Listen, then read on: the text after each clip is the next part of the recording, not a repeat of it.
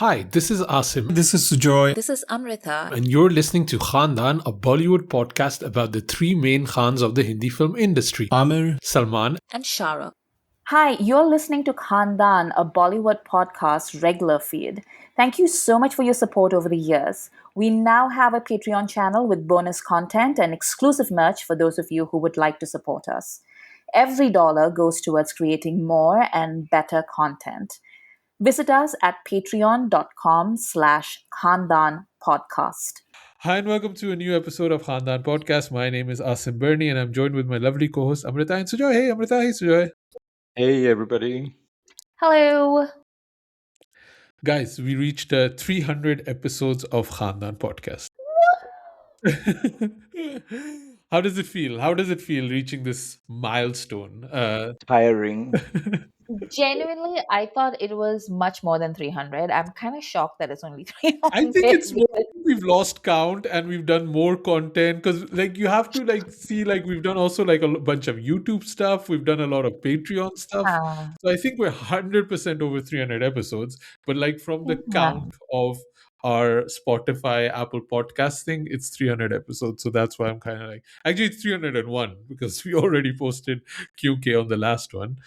Which was really fun. I was listening to it when I was editing, and I was like, "It's actually the episode is more fun than watching the movie was."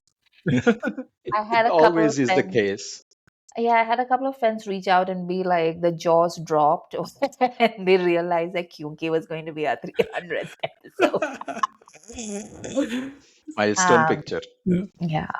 Yeah, no, especially because one of our friends texted me and he's like, "Yeah, love Devdas 299. I'm looking forward to episode 300." And I was like, "Do not look forward to episode 300. We're not matching the Devdas Yeah. energy with Sal doing Kyunke." So yeah, but yeah, Sujoy, 300 episodes. How do you feel?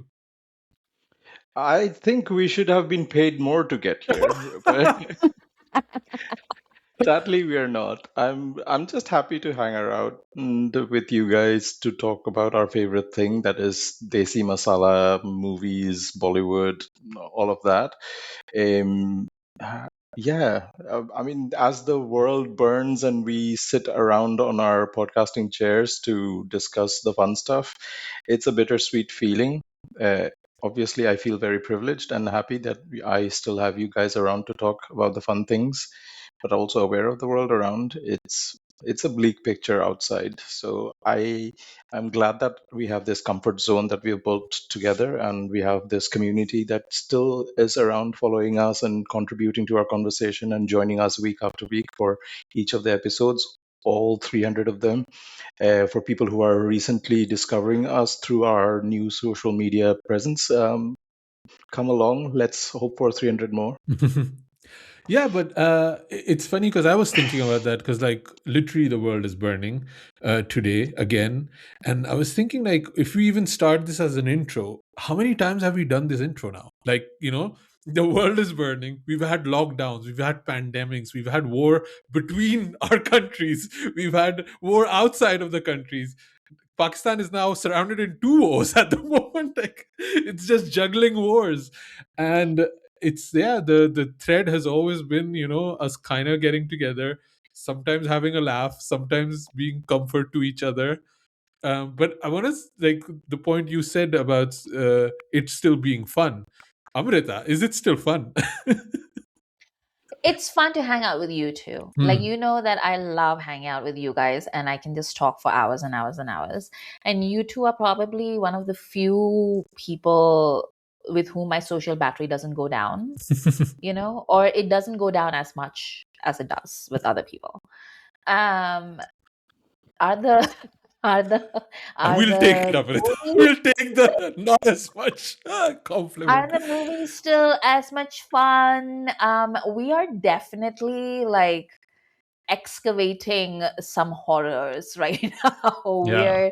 We're deep in the anthropological nightmare section of Khandaan where we are watching things like Kyun Ki. And it is, but it's still fun. Like it's still like, at least I get to discuss it with you guys. I don't have to like suffer through it by myself. Like that's the good part. Yeah, I was speaking to some friends. I mean, it was a private conversation. I don't want to get into it too much, but it's. I was also just saying that this last year, I think the last few years has been really tough. Like in terms of just talking about movies, the movies are not fun. They're like Hmm. we were talking about like what the last fun movies were, and it was like Sayara, Rocky or Rani ki Prem Kahani. Those are the ones that kind of stood out, and then the rest was okayish, right? Like I Hmm. Mhm. mean, I couldn't find like anything that was like the reason I fell in love with Bollywood, right? Like the Kuch Kuch Hota Hais and the Hum Aapke Hain Kaun and everything that Khandaan is basically based on. The joy is not there anymore, and people can say, Ranveer, whoever are the new Khans, and I don't know about our listeners, the Bollywood people. They don't bring me the same level of joy that even like a really It, terrible Salman movie could. no, like well, I can't agree with you about the really terrible Salman movie because I feel like I've seen way too many of those. But I do think that it's fine because it kind of sounds like we've said this a bunch of times before. We've said this to each other, we've said this on the podcast, and it kind of sounds sometimes as if we're making a case for why movies should be fluff and comfort watches, and how we just want to be in our comfort zone. And I don't think that's the case either. Like if a movie is thought provoking and if a movie is like art, even that would work, if it was something that was like a movie experience of some kind. They keep saying about how like now the theater experience has to be capital E experience. Even if Bollywood was delivering with that, then it would be a different conversation. But the closest we've had to that from Bollywood is what, Dhurandhar. And it was, we've had this conversation before, like it was so like it's not half as smart as I thought it was, but a lot of people really bought what it was selling because there's nothing else in the market. Yeah, and And that's kind that's of the sad. next big release is going to be Dhurandhar. Like February was a complete washout, like in terms of Yeah. releases. The next one is going to be Dhurandhar, and then they dropped the poster for Spirit, and I was really watching it, and it was again one of those guys looking away. They don't even bother looking at the camera anymore, in these posters. Some woman and then cigarettes and booze, like that's basically the imagery, right? And it was literally I saw that poster and it was with Vivek Oberoi, right? He's the villain, and I was really thinking like, I don't know if I even want to watch this movie and review it. Like because we saw with Durandar like the amount of hate that was like piled up on us, for just talking about it. And I thought we were very even-handed with that movie, to be honest, more than it deserved to be. Um, I don't know. I don't know. Like, there's also just the thing. Do I still want to sit through this? Do I still want to kind of like this month's release? One of them was Assi, right? The Hmm. Anubhav Sinha movie, and I was like, do I want to sit through that movie? Do I want to go through that thing again? I don't know. Even though I don't know. It's been something that I've definitely been struggling with. Um, yeah, but Yeah, I've been selective about watching Bollywood movies as well. Like at the cinema, making that effort to go to the cinema, and I've been quite selective about my time, even though I ended up watching O Romeo, which we will talk about. yeah. Let's get into. Yeah, go ahead, Amrita. I feel like I'm rubbing off on both of you. Preserve your peace has been my mantra for quite a while now. And I see that both of you have mocked me roundly for this over the past year and maybe 2 years. But now look at you. I say, ha ha ha. I point and laugh. We are following in the footsteps of Senpai Amrita. Yes, that's right. That's right. It's not worth it. Like, it's just not worth it. Like, it's Why? What are we getting out of it? Like nothing. Yeah, I do sometimes feel like, like when our Patreon people say, oh, you're not going to review this, you're not going to watch it. And I kind of feel like bad because I feel beholden to our audience more than anything, right? Like, because they're expecting us to talk about certain things. They want us to review movies and kind of give our perspective about these things. But it's just also this balancing act of like, I think we can only talk about things that we passionately feel something about, right? And if we don't, Well, we didn't start this podcast to talk about like everything. current Yeah, releases. yeah. That was never our concept. It was just something that we did because we were just watching so much stuff at the same time. But we've always been led by our interest, and our interests have been very specific.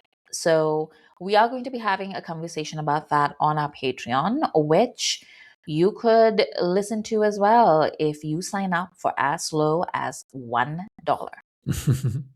And yeah, do drop us an email. Like, I would love to hear from you guys. What do you think about, the 300 episodes? What were your favorite? What do you want us to do? Like, like how to reinvigorate the passion of cinema again, and how you are doing it as an audience member, because I'm also Mhm. seeing a lot of people that, oh, Bollywood is not what it used to be.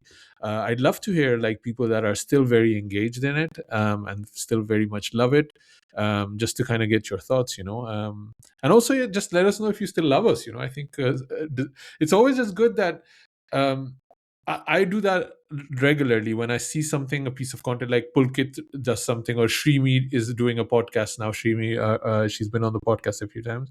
I drop them an email, like, like a message, like, I love what you're doing and it's so much fun. And I think they appreciate hearing it from me. And I think we would also appreciate hearing it from our audience, that they still enjoy what we're doing, So, and we do get a lot of message on Instagram and things like that. So always appreciative of that. But yeah, we will be doing something extra on podcast, on Patreon, that will be discussing what we're going to be doing this year. So join us for that.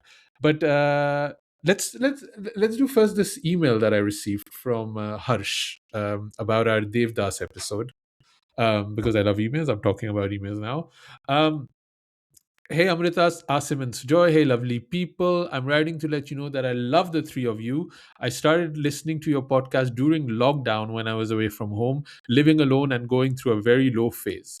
I've polished off all of your episodes and now it feels like I've known you since forever. A lot of people found us in lockdown, right? Like that was like a big thing.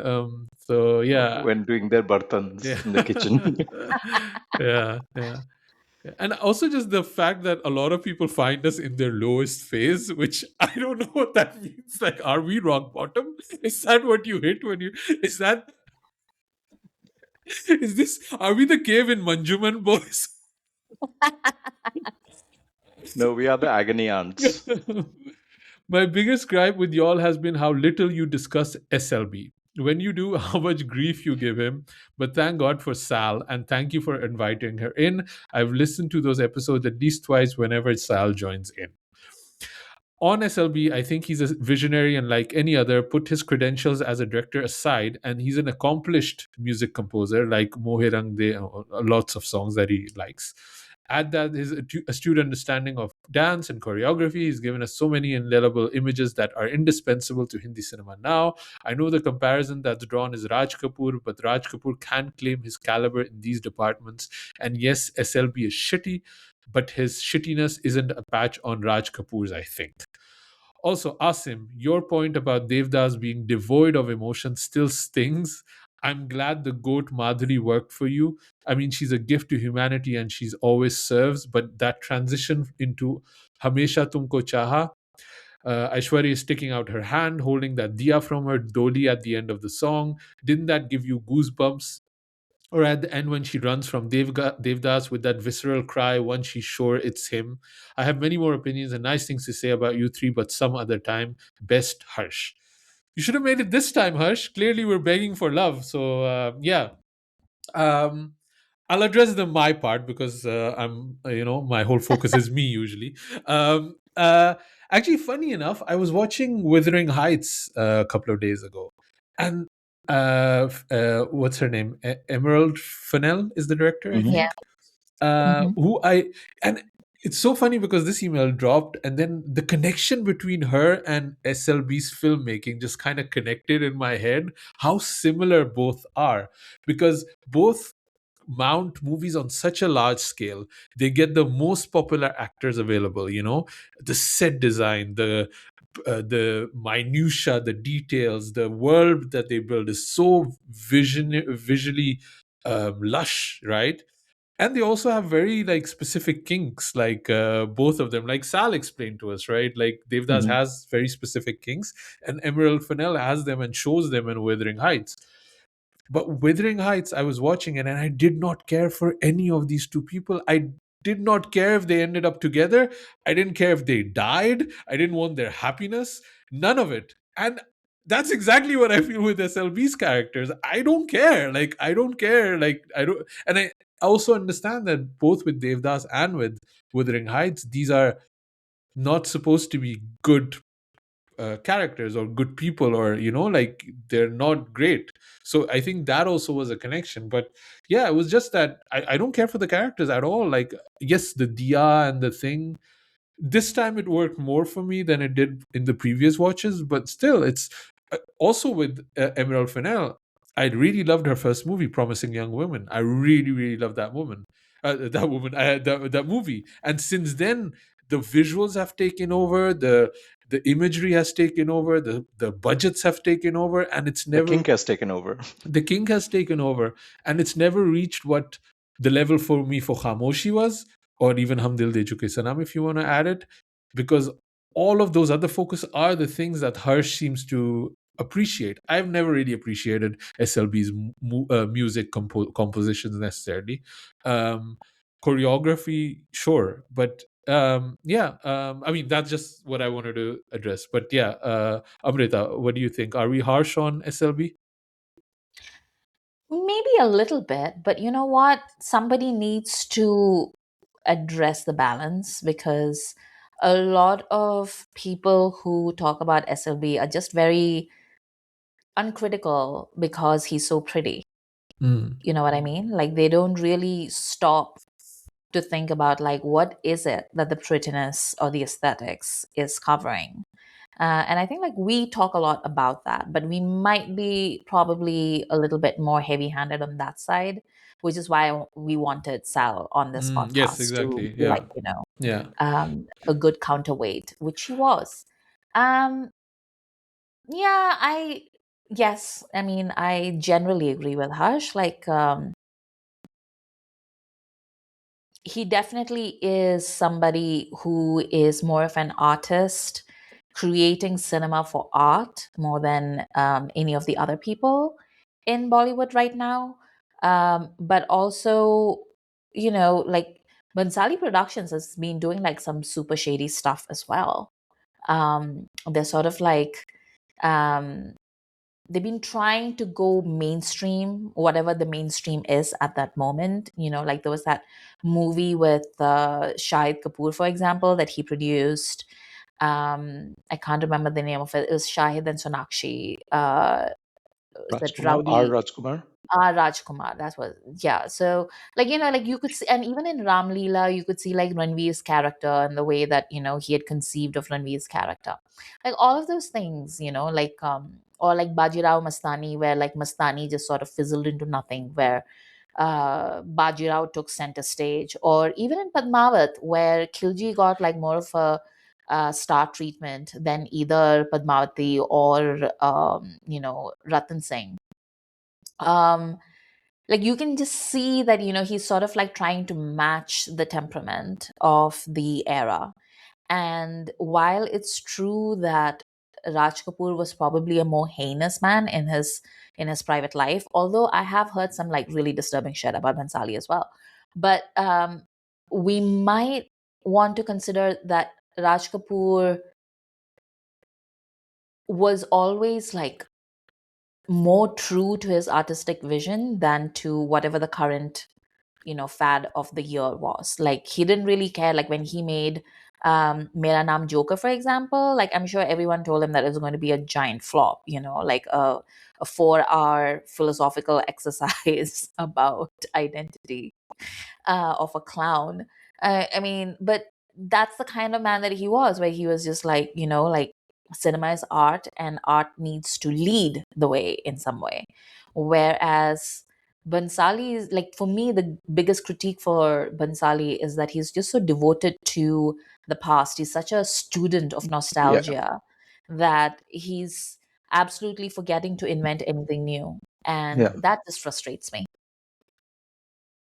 Sujoy? Yeah, I think what Amrita said is quite specific in that, you know, Bhansali hasn't had an original idea since probably Khamoshi.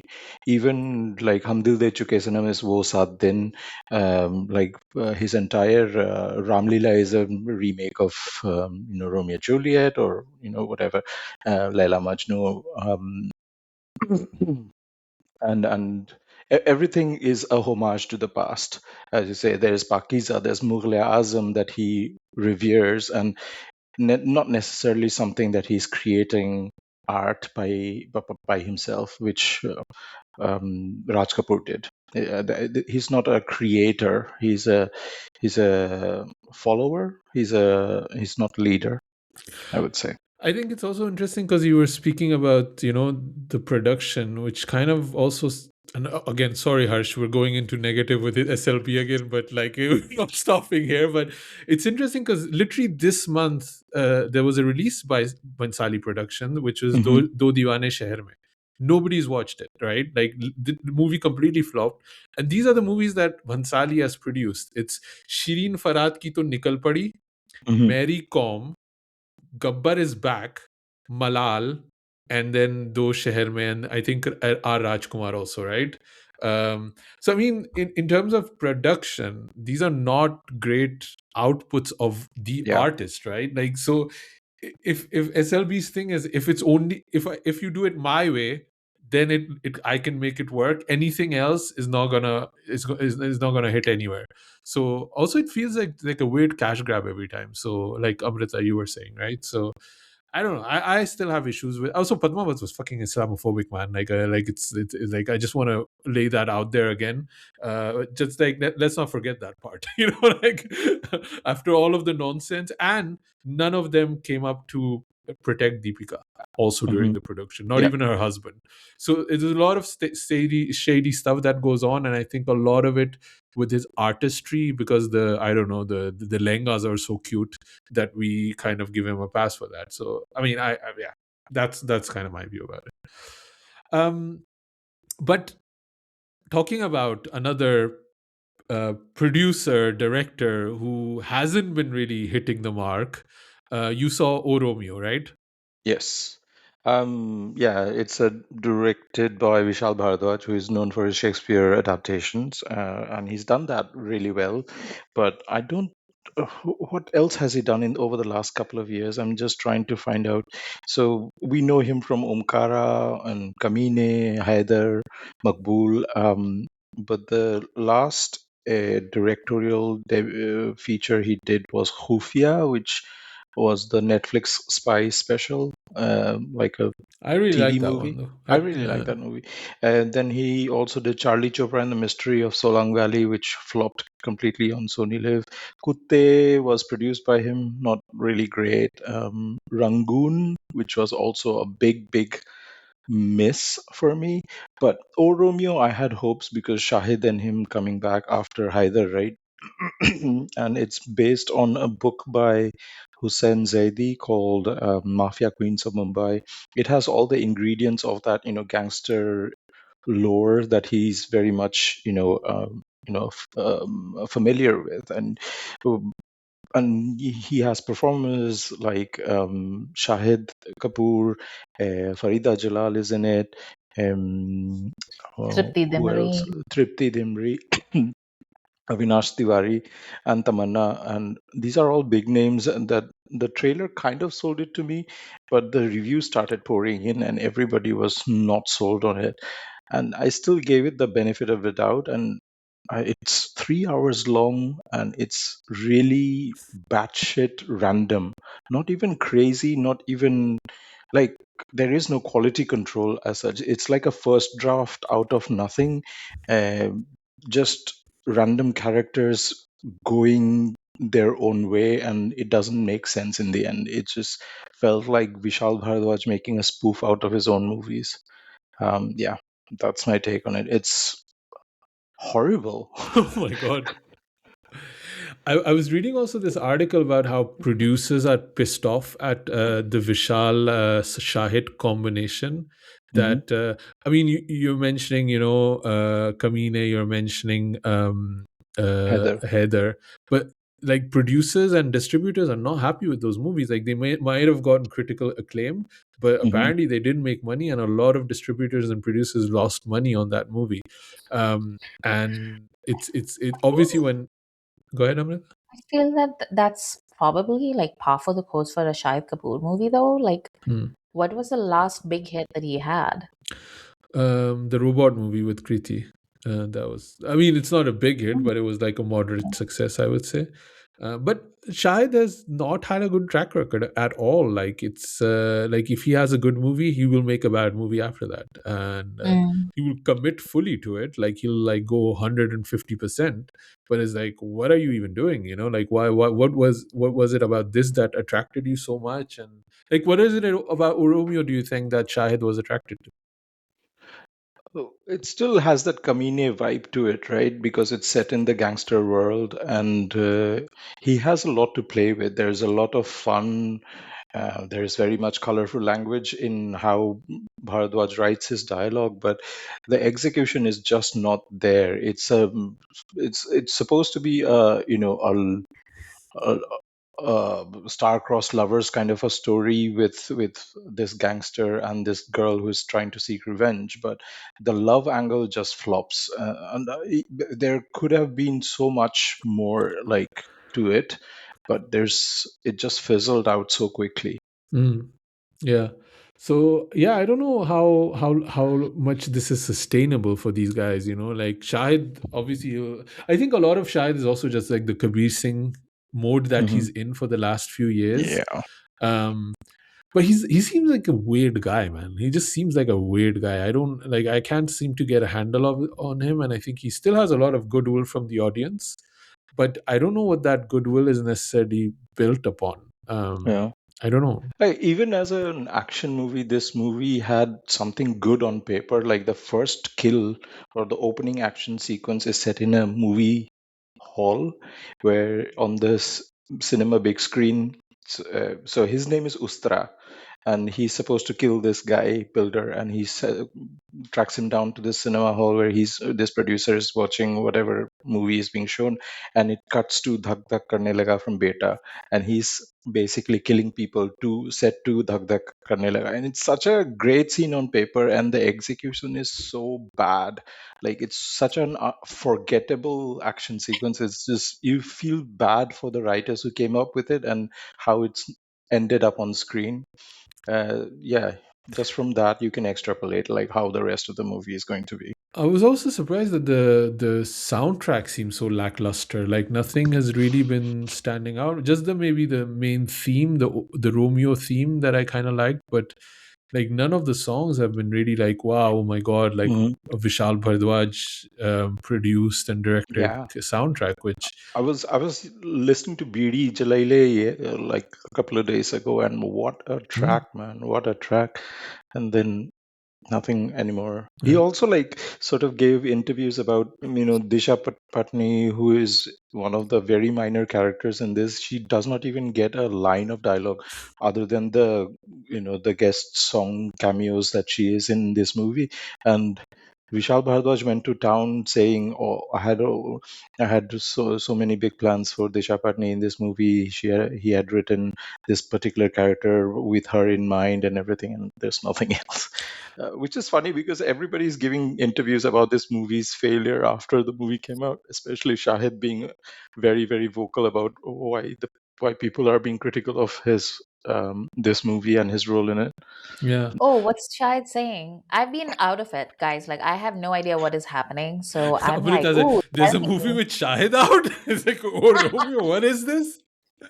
Shahid's basically saying, if you don't like the movie, why don't you go make one?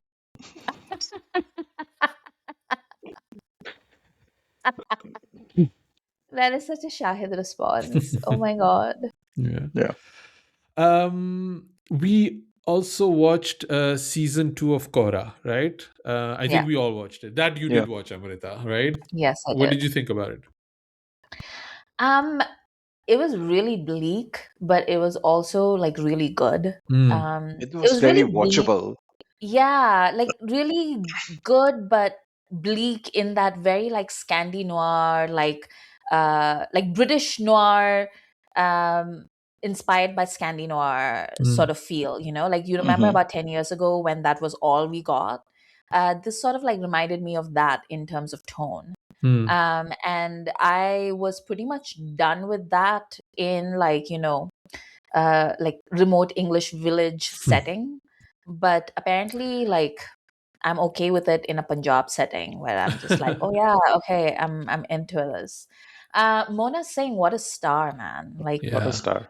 Like amazing. Like I thought I would really miss the guy that played Barun Sobti's boss in the Hmm. previous one. I'm sorry, I'm missing his name right now.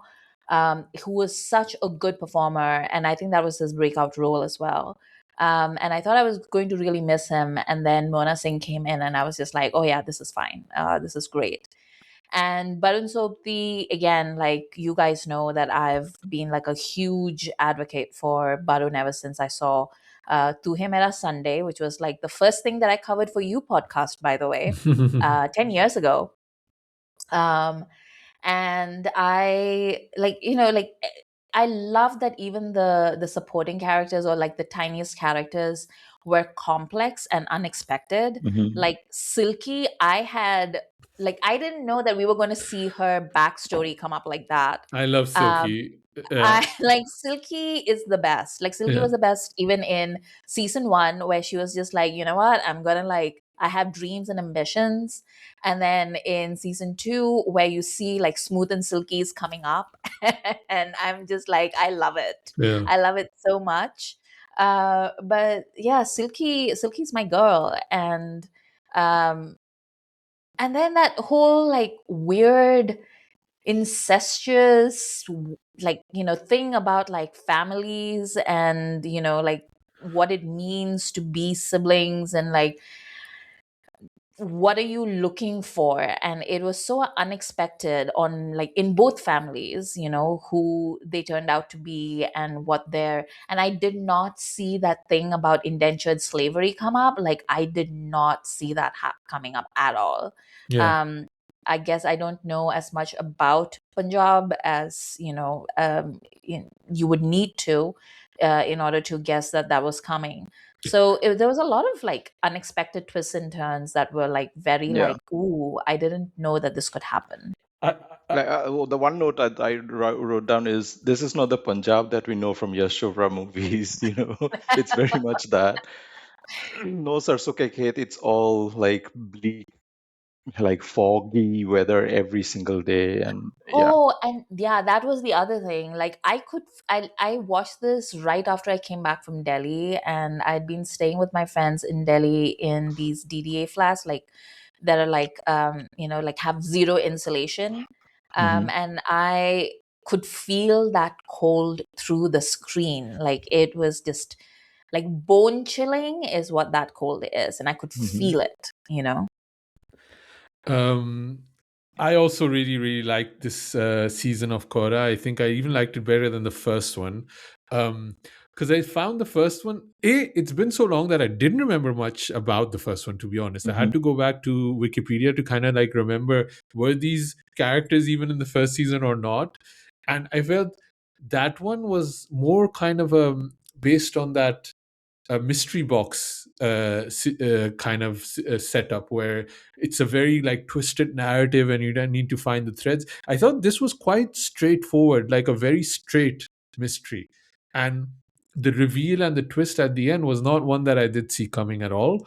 So I thought it was just like a for it's been a while that I wanted to binge the next episode for something, and but also that it's a show that you can binge because it's so dark, it's so heavy. Hmm. So, and I really like that kind of bittersweet mix that they managed to do. Um, I will say that I mean the performances are great across the board. Um, Lately, I don't know about you guys, but I think I've been listening to just a lot of Punjabi music, just generally.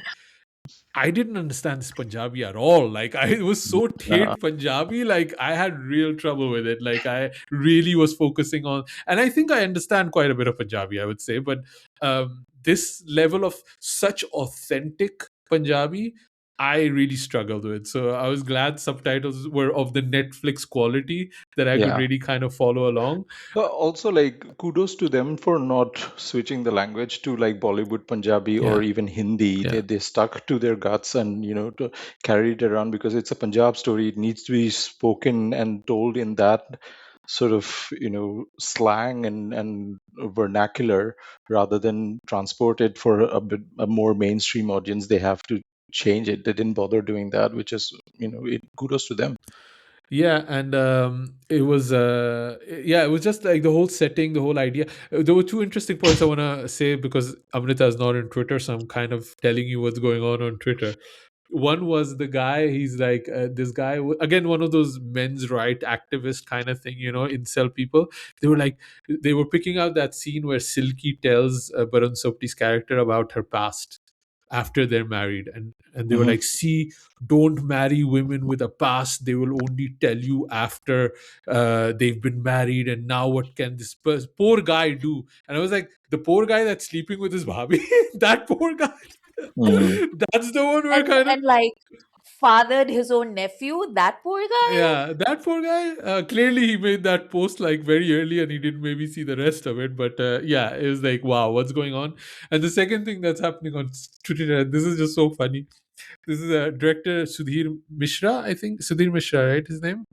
Like he's watched Kohrra season 2, loved it, and then he's like, but what the slavery in Pakistan? What's the situation there? And it's like, what? Like, where are those What does slaves that? coming from? And I was like, dude, like, What what does slaves? so What slaves in Pakistan? so he's I think he's inferring that the indentured slavery in Pakistan that's happening are specifically Hindu people that are slaves. So they either come from India. Oh, So that's the connotation that he's kind of bringing in there.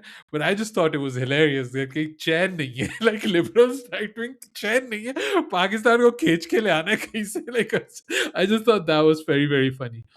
Uh, that's actually interesting because I have watched at least one Pakistani drama. I think it was a Fawad Khan drama actually, where they did have indentured like labor, mm, and they were 100% not Hindu. They were they belonged to the tribes. It's so it's so interesting what people will come up with, come isn't up it? with, right? Because Yeah.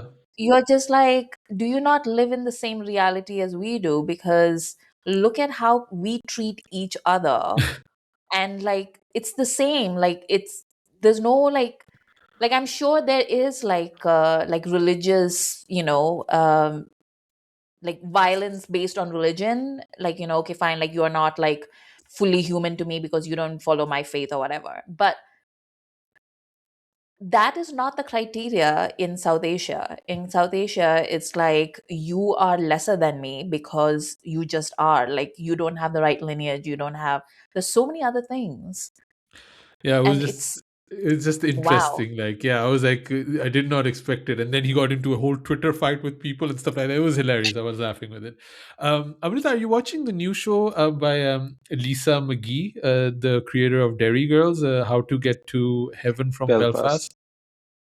I it's no but I you know Asim, why do you ask me these questions? I Because you like Dairy what? Girls, and I'm going somewhere with Yeah. it. I'm sure I'll watch it at some point, but Yeah. like genuinely, like if I can have like 5 minutes to just sit down and stare into space these days, Yeah. that's a win for me. It's just I'm thinking about it because there's this whole thing about it where they're picking up on each other's accents because they're traveling between Ireland, and then, oh, you're from Derry, oh, you're from Belfast, you're from this, and as an outsider you're like, what are you even picking up on? It sounds exactly the same.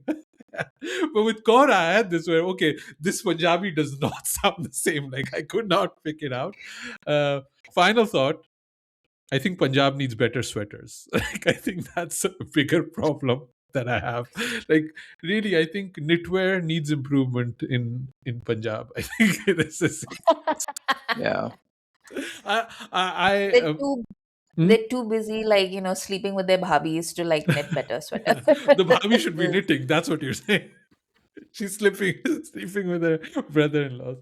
I really like Kohrra season 2 though. So and I think it one of might be one of those that slips under the radar because that's the way the Netflix algorithm works.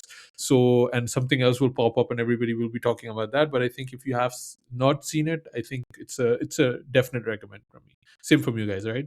Yes. Yeah, yeah. Last thing for the episode, we had another streaming release that came out, which is The Bluff, starring Priyanka Chopra, which we all also watched, kind of, Amrita, right? Most of it. Um, Sujoy, man, I was watching it and I was like, man, I think Sujoy might really like this. What did you think of The Bluff? Um, it was okay for a streaming movie, I thought. Yeah. I had more fun with her other projects with Amazon, Hmm. like especially Heads of State, and even Citadel. her Citadel was fine. This was the setup was great. The world it is set in is great. I like Carl Urban. I like Priyanka Chopra kicking ass, but somehow this movie has that aesthetic of a flat lighted studio green screen action movie, Hmm. and it just felt like even with all that money spent it felt cheap to me, and I really wanted to like it a lot more than it ended up being. Hmm. I really like how Priyanka Chopra is being mounted as this action star woman now, and I want her to show up in these movies. I want her to kick ass on screen rather than being a damsel in distress, and she's great at it. I just feel like there could have been so much. This could have been so much better. I feel this is not the best action movie of the year yet. Still, like in we just got into March. I think the Wrecking Crew with Jason Momoa and Dave Bautista has that title for me for this year so far. And this had all the potential to be that firecracking action movie, and somehow it just doesn't hit the mark for me. Hmm. I'm surprised. Amrita, what did you think of The Bluff? So I have to admit that I didn't actually like I couldn't concentrate. So I was just like watching it in like bits and pieces. But the bits and pieces I did watch, I really liked. Hmm. Um Priyanka looks like she looks like $1 million, Oh my man. Like God. Yeah. wow. Yeah. I loved everything about her. And then the like the kids were also like really great, like the sister-in-law and the little kid, the Isaac. um I don't know, like it is very boilerplate in a lot of ways, except that it's set in the Caribbean and it's set in East India uh Company times. yeah. And I'm not exactly sure I understood the ending. Like, what does it mean that the British are Yeah. coming? Like, is that a good thing? Like, I don't Yeah. know. I don't understand that Yeah. As a ending. South Asian, this is not good I news. I see the Union Jack and I'm just like, Yeah. uh-oh. So I don't know if I'm supposed to be like, yay, the Union Jack is on its way. So yeah, but yeah, I thought it was pretty capable. Hmm. I'm surprised. I really like this movie. Like, I really had a good time. I was kind of looking forward to it. I think I was most psyched. I was like, let's review this. We want to talk about this. It's going to be fun. And I really, really liked it. I like the fact that Priyanka is also producer on this movie. With weirdly enough, Zoe Saldana, they both produced it, and it's just this idea that we've having about Priyanka, how much of a hustler she is, and how much she makes things Yeah. happen. And she's clearly putting this project together, and making things happen for herself, which I think is amazing. I think she has the backing of a studio, Amazon Studios, that are, making 3, 4, 5 movies, pieces of content with her, which is a great deal that she has. I do think this is a terrible name for a movie. The Bluff, that feels like a poker movie more than a pirate movie. I where do you, and I've said this to Amrita also a few times, that I seem to like things on ships, and I didn't know this was a thing. Maybe this is my uncle era, but I just like things on ships, and I like pirate movies, and I like that it's not a Pirates of the Caribbean type movie. This is more like almost like a John Wick of pirates in a weird way. Have you ever watched the Horatio Hornblower series? No, I'm not. No, no. Should So I? it's that guy. What's his face? Ewan Griffith. Hmm. He was Mr. Fantastic in the Right. previous Mhm. version. Right. And like I think they ran out of money eventually because it was like a BBC production or something, and then they were just like, well, we don't have the money for this. But it's a adaptation of a series of novels, and I think you'd really like it. Like it's Hmm. very like British Empire, like ship fighting sort of a thing, but it's like set during the Napoleonic Wars and stuff like that. And Hmm. it's I think you'd really like it. It's like a really good series. I'll check it out. I'll check it out. Yeah. I mean, it's funny because the way the movie starts, it has that idea where Priyanka is first seen as just like a fishwife. They call her a fishwife, and then Mhm. the reveal is that she's actually a proper badass. Like she's John Wick basically, John Wick in a pirate dress. And I thought that was really cool, especially like the way they show the island itself, because it almost Yeah. feels like the island of Moana or something like that. Like Mhm. it was so idyllic. I thought either these people are zombies or vampires. Like it's like there has to be some sort of twist coming, right? I actually thought it was like the Shire, Mm, from Lord of the Rings, yeah, where everything is like so beautiful and quiet and peaceful, yeah, that people are actively going out of their minds because they're just like, we need to go somewhere. And mm, then the baddies come and they're just like, actually, we kind of like it here. yeah. And I also just like the level of gore and violence. I thought that was really cool. Again, thinking of like John Wick, like, and I think it's just that Priyanka is so good in those sequences, like just not the action, but like you feel the pain that she's feeling, right? Like when she's getting choked, when they're hanging her, you're like, oh my god, this must really like be really bad. But that's really her performance more than anything, right? I also just like a badass getting ready montage. I just love that. So the 80s of me. And then she adds the extra thing of having a ninja sword in the back. It's like, oh my god, she's a ninja pirate now. I love it. So there were a lot of these things that I loved. I liked also a lot of the pirate weaponry. Like there were these guns and knives that I'd never seen before. Like she has this like short stubbed gun with no barrel, and she's Yeah. shooting with it. I was like, I've never seen that gun. That's looks so cool. Especially when she's like doing the ninja pirating in the cave, and it's like completely dark, and suddenly she starts shooting, and there's these light flashes, and she's like Batman or something like that. All of those sequences I thought was really really cool. um, I do have two thoughts though, larger thoughts, because as Sujoy said, he appreciated that she's an action star now. I actually don't appreciate that, because I feel, and I love action movies. I love just B grade, C grade, whatever kind of action movies. I love them, but I do feel that there's a cat. You're slightly lower tiered if you're an action star, and I feel that's Priyanka could do more. Priyanka can be like a dramatic actor. Like, she could do what, I don't know, Natalie Portman does, or, whoever else does, yeah, right? And I think one of the problems is the accent hierarchy we have in Hollywood. And I was kind of thinking about it because here she's doing like this Caribbean accent kind of thing, right? Like even my daughter was like asking me like, what accent is she doing? And I was like, she's doing Caribbean, which is nice. I thought that was kind of cool. But I think she's doing it because she doesn't want to do it with an Indian accent, right? It's a clear choice. And it's funny because when you look at in terms of accent hierarchy, and I know this really well because my wife is French, so she has a top tier accent. Like the French accent, speaking English is the best accent you can have. um, but then you can have like a Juliette Binoche, French accent, Penelope Cruz, Spanish accent, Salma Hayek, Mexican accent. All of these women are allowed to do much more in Hollywood than Priyanka is able to do. And I would arguably say that Priyanka is both more beautiful because she's literally Miss World, and she's more talented because I've seen all of these people's work. Priyanka is a powerhouse compared to all of them.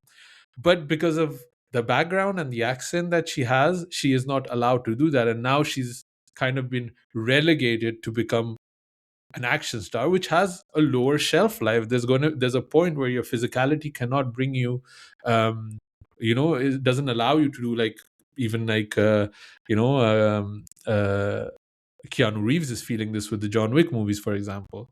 So I it's just a thought that kind of occurred to me. I don't know if you have any.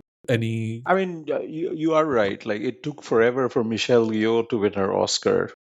She was always the action star, and then she gradually moved towards becoming a more mainstream actress through a marriage of movies that allowed both to exist in one movie, and then obviously more dramatic roles happened. So it's a tricky place to be, but I do enjoy that Priyanka is so comfortable doing action. Not many people have that physicality to carry off that much action heavy roles, and I enjoy watching her do that, like to slay, basically. Yeah. No, I agree with you. This is not a slight on what Priyanka is doing or not, because she's Mhm. doing amazing things. It's just the system of Hollywood that I'm Yeah. kind of talking about, because I see it. You see it very clearly with how Priyanka, the chances she's gotten, and like the kind of track she's kind of um, kind of created. What do you? Any thoughts, Amrita, on that? No, it's definitely. It's also the fact that she's primarily an Amazon talent right now. Mm, You know what I mean? Like, yeah, that is automatically limiting, because it doesn't even have like the cachet of being a Netflix star, yeah, because that's also another hierarchy, right? yeah, yeah. So, and it's so weird to me because we know that Priyanka's a hustler. So she's Mm, been in those rooms, she's made those connections, but somehow she just hasn't been able to convert. mm. And I don't know what it is. Yeah, like even like I like the Michelle Yeoh comparison, because I think the big thing for Michelle Yeoh has been Everything Everywhere All at Once, right? And that Yep. was like a big chance. She took on a new director and like a very out there concept, and it kind of hit. And I don't know if you can do that as a desi artist. Like if Priyanka would work with maybe, I don't know, Sharmeen Obaid, for example, right? Like she's doing these Star Wars projects and these Marvel projects, and they create a project themselves. Or she works with these guys that did that Searching movie. I think those guys were also Indian, right? If I'm not mistaken, the first Searching movie. There's a few of these like directors that are like popping up, but they're not big yet, and that's what I'm kind of thinking of. Everywhere, all at once. Maybe that could be a thing, but it's not like even Priyanka doesn't take chances, right? But I don't know. It's yeah, it's just kind of a thought that came up to me when I was watching this movie, that it's kind of a shame, although she's amazing in this and she looks like $1 million. Was she also wearing a sari at a certain point? Like there Yeah, was she some was wearing moments. like a half sari. Like, when we first see her, she's sort Yeah, of like wrapped in a dupatta yeah. that looks like a half sari. Even when she's there's a flashback of her getting married. There was a moment too where I think she's wearing like Yeah. a floral kind of sari, so I thought that was kind of cool. But I agree with you, Amrita, that I didn't get the ending of it. Like it felt very much a concept that they had, and they kind of lost track of the ending of it, because there was this idea that the little boy is running away with the gold, but where is he running away to? Because the Brits are coming, they're going to steal the gold anyway. There was this idea about finally accepting her as her sister, which also didn't go anywhere. Then there was a big reveal about her name, and her name was just Miriam, and I don't know what I'm supposed to do with that. So there were a lot of these things that I was like, oh, we've reached this peak, we've reached the literal bluff, and what are we doing now? It's like, hey, Mary Poppins or something, like King Charles, Prince Andrew is on a boat, And also, it was so, it's kind of weird that they named the entire movie The Bluff when Yeah, like literally all they did was like there's like one sequence on the yeah. bluff. And who knows what a bluff is? First of all, I like it's not a word that appeals to anybody. So yeah, yeah. No, I kind of like. I thought this was kind of fun. I liked it more than Head of State, which I didn't like that much. But it's definitely not as good as Wrecking Crew, which is, I agree with you, is kind of the best Amazon streaming movie I at the moment. think she's doing Rajamouli's next movie, right? Yeah, Varanasi. yeah, she's been pushing it on Jimmy Fallon and a few things. Even the tour she was on for this, people were asking, because a lot of film nerds just love RRR, right? So they're like wondering about Varanasi. So yeah, apparently she still It's has like. hilarious to think that RRR is a film nerd movie. Like it's such a Telugu movie, and like for us, it's Uh, masala, and film nerds are like, "Nay, this is our movie now." Yeah, yeah. How pissed off must Amir Khan feel and Karan Johar? Like I know. this, this is the one that broke through. Uh, Great. Yeah, I think that's it for this episode. Join us on Patreon, where we'll still hang out and talk about a few other things. If you can, that would be great. Link is in the show notes. Amrita, where can people find you online? currently nowhere other than Patreon because Elon Musk has kicked me off Twitter, and I could log in. I just need to find like what um, my password is, but I'm just very hesitant to do that because the shittiest people are on Twitter, and I cannot begin to tell Why you. would you disturb your sanity? Exactly. Like, I cannot begin to tell you. Like, I am so well rested right now that I caught like a glimpse of my face the other day, and I was just like, who is that person? Because I was like so rested, and like my dark circles had disappeared. Like, I was, yeah, I'm enjoying myself right now. So Patreon. Yes, Patreon. Sujoy. Khandaan, no, at patreon.com/Khandaan Khandaan podcast. podcast. You can still find me on all my socials at 93K. I'm not that active on TikTok or Twitter, but I'm still there somehow. I'm mostly active on Instagram at 93K. You can also follow Khandaan Podcast on all our socials at Khandaan Podcast, and definitely check out our YouTube channel for a lot of new video content that's coming up. Yeah, there should be an episode dropping next week. I just got a note from Yamini that it was getting uploaded, so that'll be fun. I also dropped 2 episodes of my letterbox video on Patreon, which was again like a mishmash of all the stuff that goes on in my brain, which is always fun. I'm going to be recording the February one soon, so that one's going out in the next few weeks. So join us on Patreon. Drop us an email at youpodcasting@gmail.com, and thank you for listening. क्या बोलती थी